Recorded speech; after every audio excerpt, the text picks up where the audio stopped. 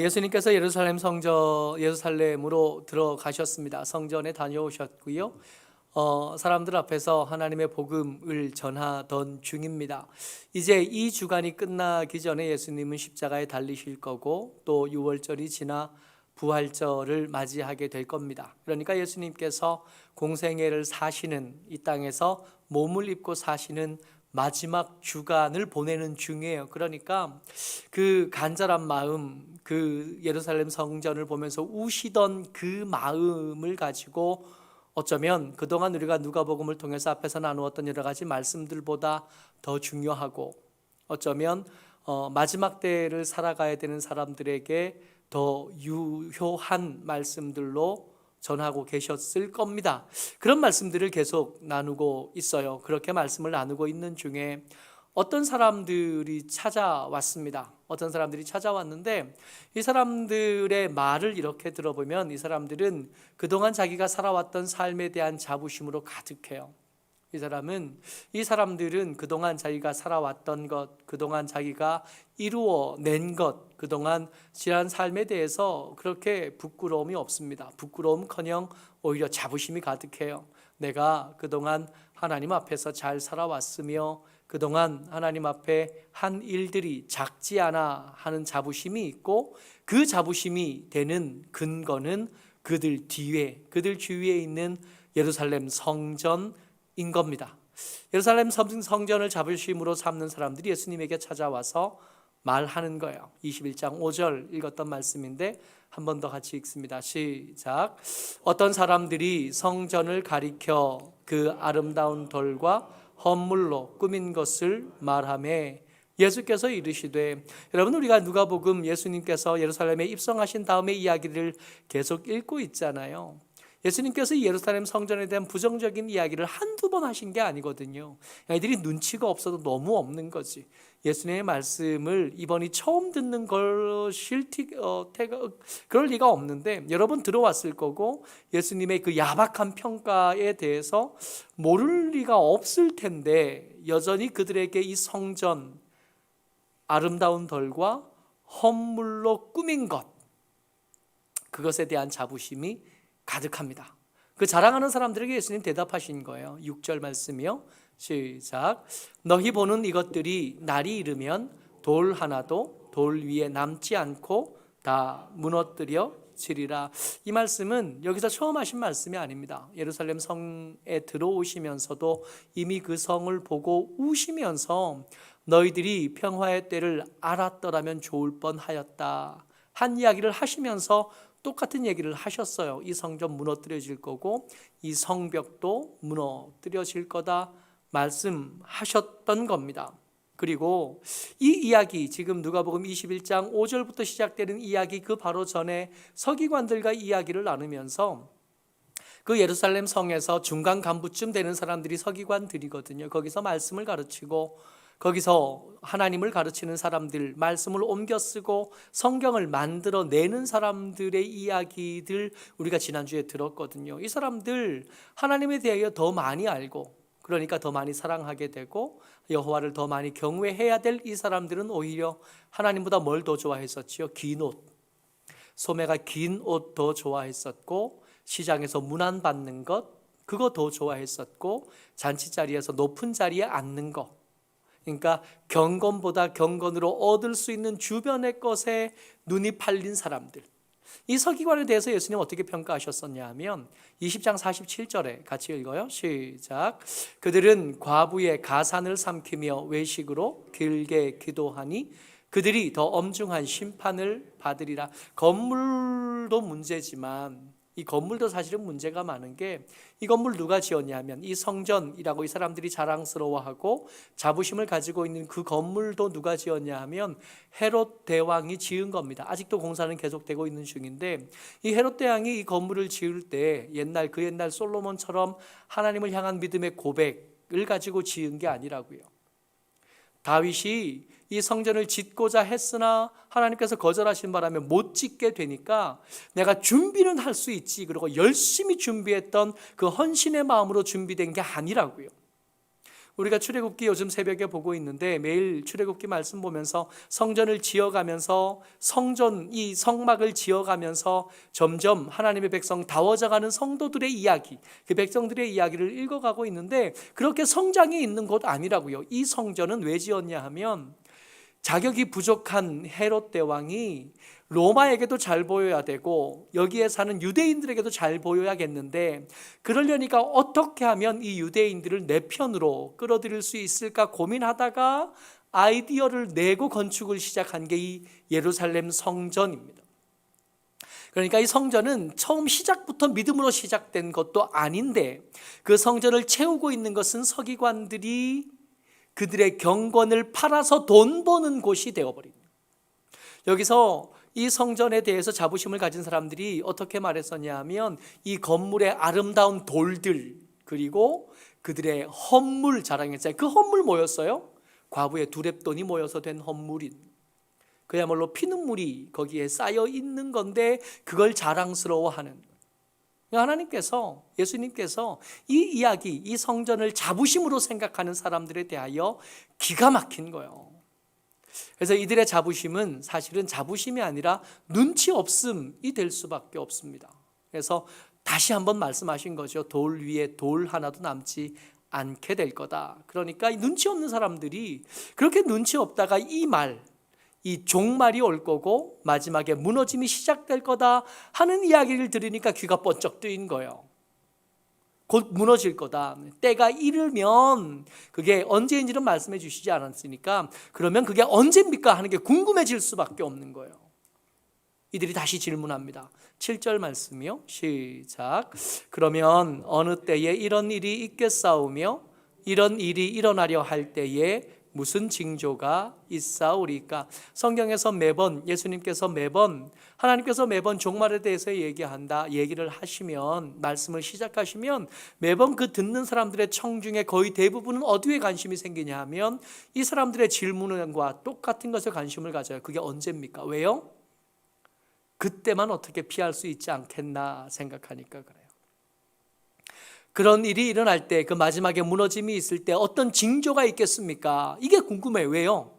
그런 징조가 있으면 그동안 평안히 살다가 그동안 그 안에서 긴 옷 좋아하고 인사받는 거 좋아하고 그 안에서 하나님은 기뻐하시지 않지만 그 경건 팔아서 호의호식하다가 그 징조가 보이면 피할 방법을 찾는 거예요.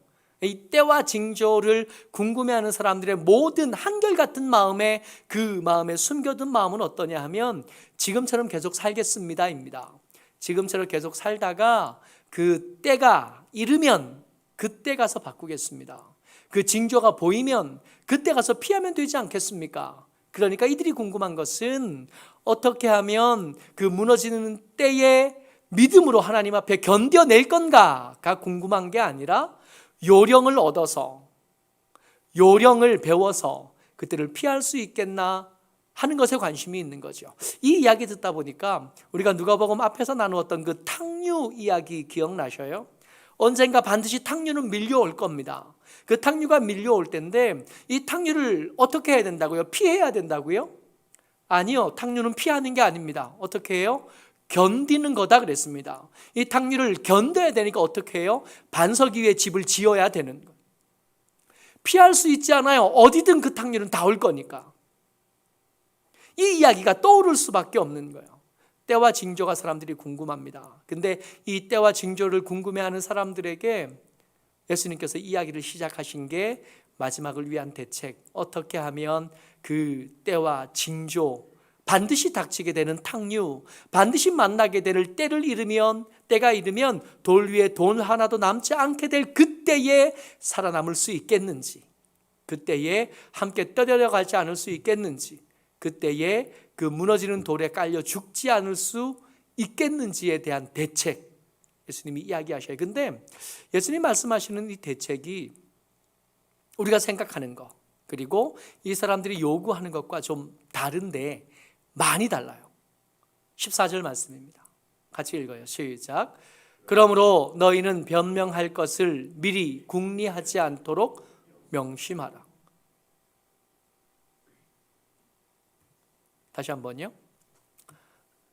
때와 징조가 궁금한 사람들, 삶을 바꾼 생각은 없지만 그 무너지는 때가 무서워서 그것을 요령껏 피할 수단을 구하고 방법을 구하는 사람들에게 예수님 말씀해 주신 거예요.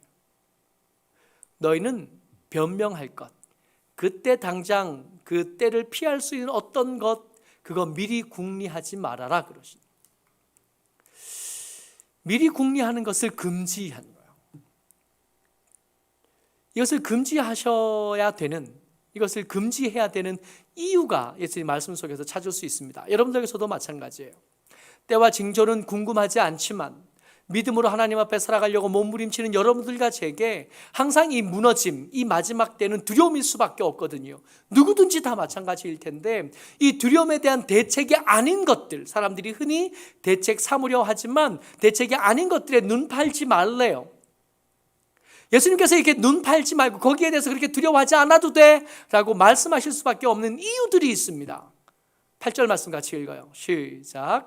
미혹을 받지 않도록 주의하라. 많은 사람이 내 이름으로 와서 이르되 내가 그라 하며 때가 가까이 왔다 하겠으나 그들을 따르지 말라. 왜요? 우리가 이 마지막 때를 준비한답시고 스트레스 받아가면서 때와 징조를 구하다 보면 자연스럽게 만나게 되는 것들이 있다는 거예요. 내가 그라고 말하는 것들을 만나게 될 거래요. 때가 가까이 왔다. 지금 빨리 준비하지 않으면 늦다 라고 말하는 것들을 만나게 될 거래요. 이들의 정체가 미혹하는 자들입니다. 여러 가지 모양과 여러 가지 이름과 여러 가지 형식을 가졌겠지만 다 똑같아요. 우리가 가진 마지막에 대한 막연한 두려움을 이용해서 과부의 두렵돈을 삼키던 서기관과 같은 의도를 가지고 우리에게 찾아오는 것들이 있기 때문에 그 막연한 두려움을 가지고 뭔가를 하려고 하는 시도 자체가 준비가 되는 게 아니라 대책이 되는 게 아니라 오히려 우리의 삶을 망가뜨리고 함정에 빠뜨리게 되는 자충수가 된다는 겁니다.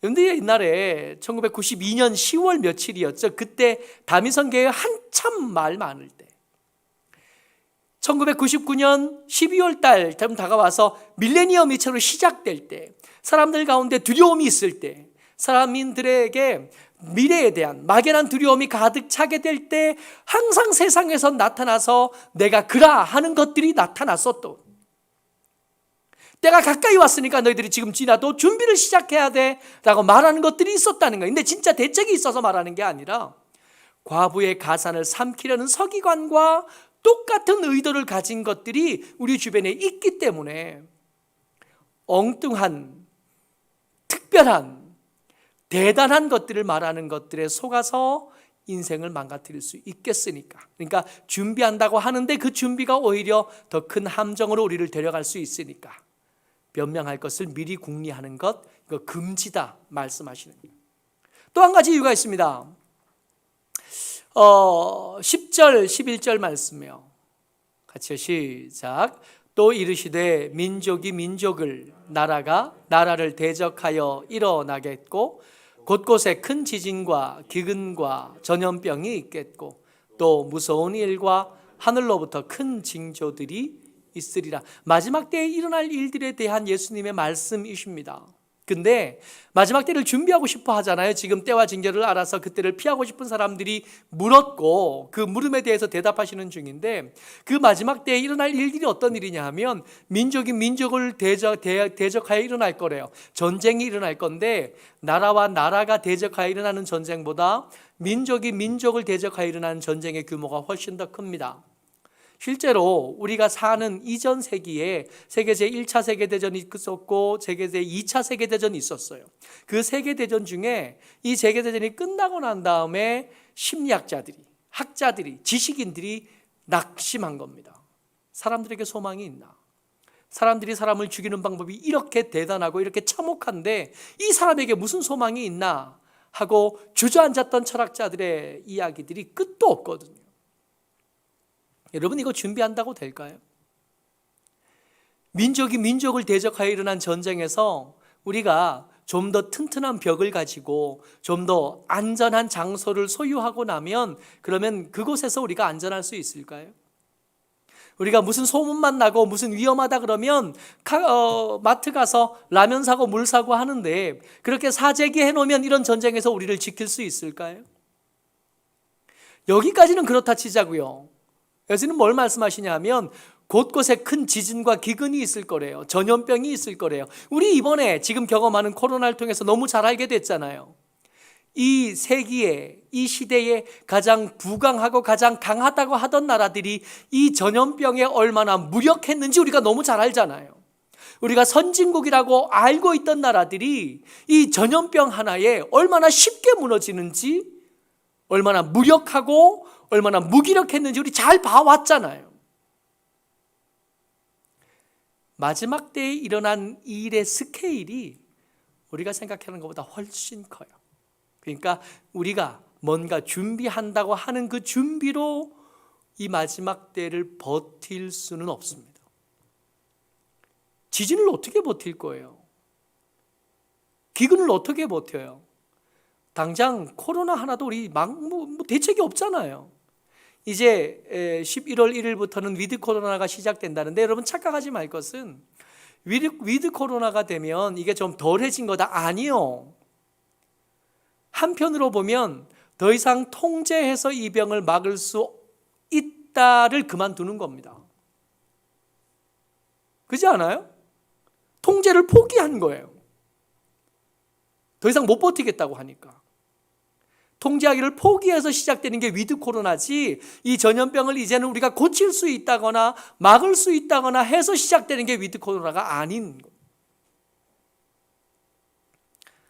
마지막 때에 일어날 일들을 우리가 알량한 재산, 알량한 지식, 알량한 능력을 동원해서 막을 수 있겠다, 피할 수 있겠다, 견딜 수 있겠다, 그렇지 않다는 거예요. 그렇기 때문에 변명할 말을 미리 궁리해봐야 그게 헛수고가 될 게 뻔하니까 하지 말라고 말씀하고 계시는 겁니다. 하나 더요. 16절 말씀입니다. 시작. 심지어 부모와 형제와 친척과 벗이 너희를 넘겨주어 너희 중에 며칠 죽이게 하겠고. 여러분 지금 말씀을 자세히 살펴보십시오. 마지막 때가 되면 그때 우리를 위험에 빠뜨리고 우리를 죽음에 던져 넣을 사람, 우리를 배신할 사람이 누구라고요? 부모와 형제와 친척과 벗입니다. 그러면 이걸 미리 알았어요. 아, 우리 아버지가 날 배신할 거고, 우리 형이 날 배신할 거고, 우리 사촌이 날 배신할 거고, 우리 함께 신앙생활하던 공동체, 우리가 벗이라고 부르던 사람이 날 배신할 거예요. 미리 알았어요. 미리 알았으니까 어떻게 하면 될까요? 뒤통수 맞기 전에 내가 먼저 뒤통수를 때리면 되나요? 그러면 돼요? 여러분 이걸 안다고 해서 뭘 할 수 있겠어요? 우리의 남편과 우리 아내가, 우리의 아들과 우리의 딸이, 우리 어머니와 아버지가 날 배신한다고 배신할 거를 알았어요. 눈치를 챘어. 눈치를 챘으니까 얼른 내가 뒤통수 맞기 전에, 배신당하기 전에 먼저 그들의 뒤통수를 치면 그러면 승리하는 겁니까?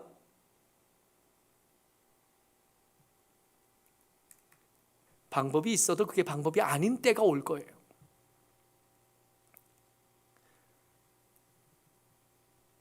우리 부모가 형제가 친척이 벗이 우리를 팔아서 자기들이 조금 더 살겠다 그러면 어떡할 거예요? 뭐 할 수 없지 뭐. 그래. 내가 먼저 죽고 네가 조금 더 살 수 있으면 그것도 괜찮겠다 하는 수밖에 더 있겠어요? 뭐 아들 죽이고 내가 대신 살까요? 부모님 내버리고 내가 좀 더 살까요? 어차피 그거 못할 거예요. 이거 방법이 아니에요. 그러니까 이러지도 저러지도 못하는 때가 올 거예요. 그러니까 방법이라고 찾아봐야 그 방법으로 따라가지 못할 거니까 이런 거 고민해봐야 대책이 어차피 안 될 테니까 변명할 말을 미리 궁구하지 말라. 해봐야 소용도 없고 해봐야 더 위험해지고 해봐야 그거 어차피 하지도 못할 거니까 하지 말라 말씀하신 겁니다. 그러면 어찌할까요?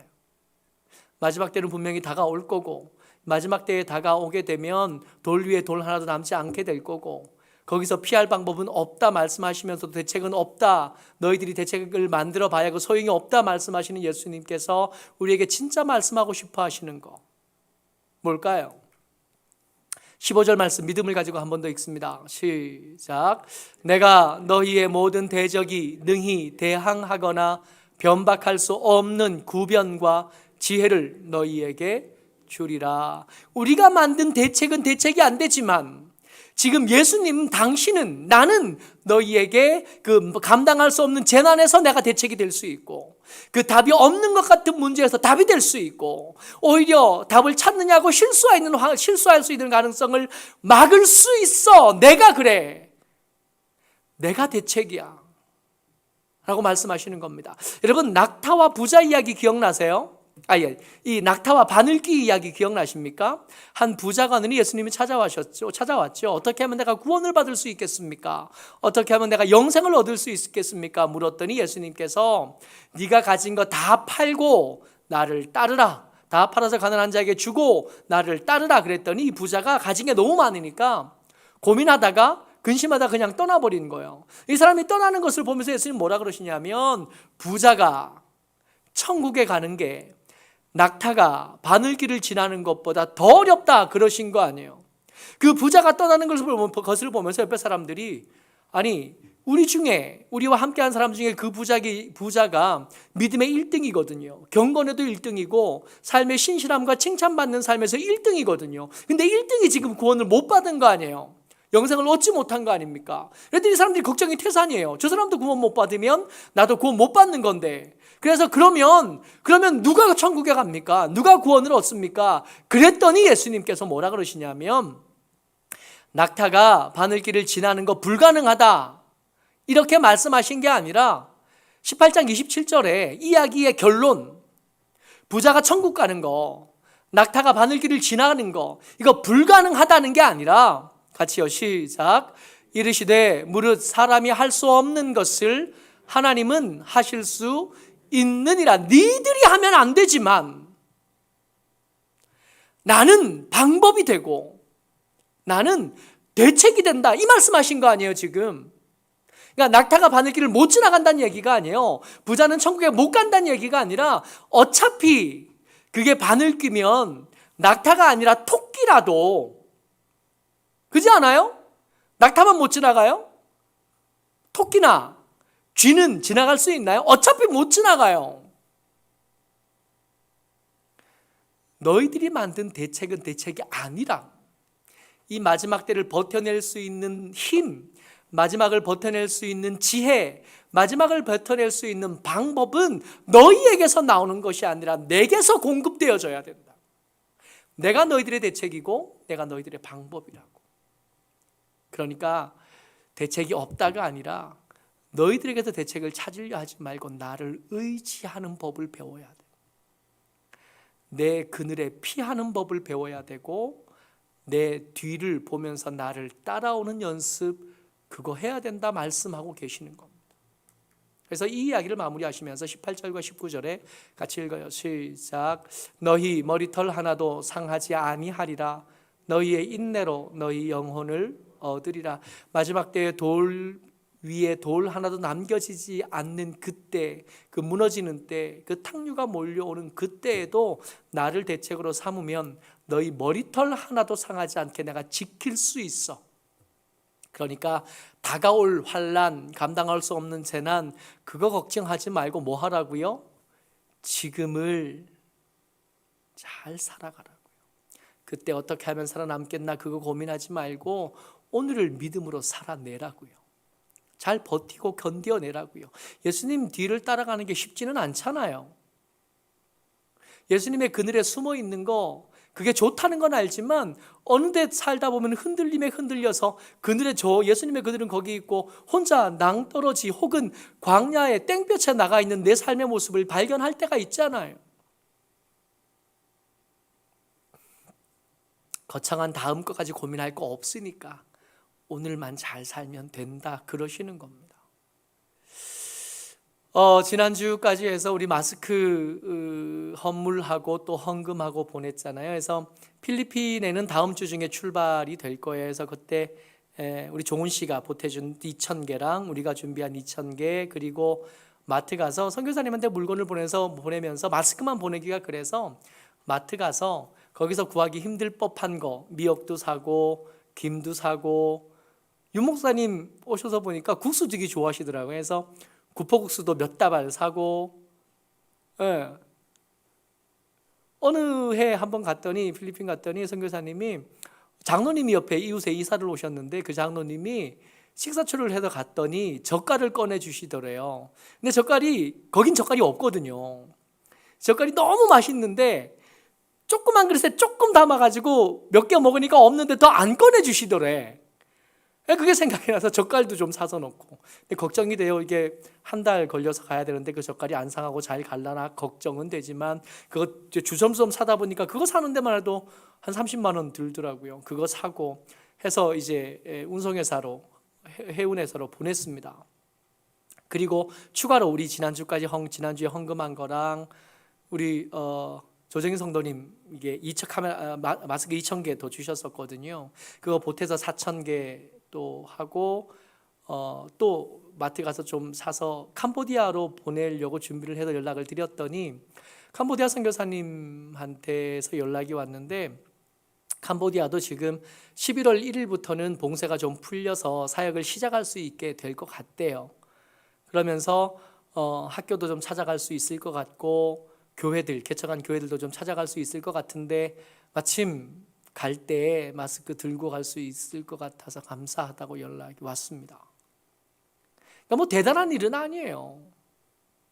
뭔가 엄청나게 큰 위대한 일은 아니지만 우리가 할 수 있는 일들을 하나씩 해가는 게 이 나중에 마지막을 위한 대책이 아니라 지금 우리의 믿음을 붙잡고 예수님의 그늘에 머물고 그 은혜 안에 붙어있는 방법은 되지 않겠나 말입니다.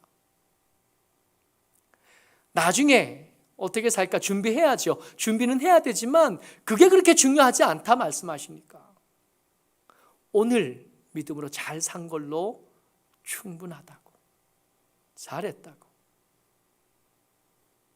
수고했다고. 쉽지 않겠지만 믿음을 지키면서 하루하루 그렇게 살아가면 된다고, 그렇게 말씀하시는 겁니다. 모쪼록 저와 여러분들 주의 은혜 가운데 서로의 믿음을 응원하고 위로하고 격려해 가면서 지금까지 우리 잘해왔는데 또 오늘뿐만 아니라 앞으로 살아야 될 우리의 날들을 여전히 예수님 뒷모습 바라보면서 그 은혜의 그늘 안에 머물면서 이렇게 믿음을 지키며 살아가는 저와 여러분 되시기를 주의 이름으로 축복합니다. 아멘.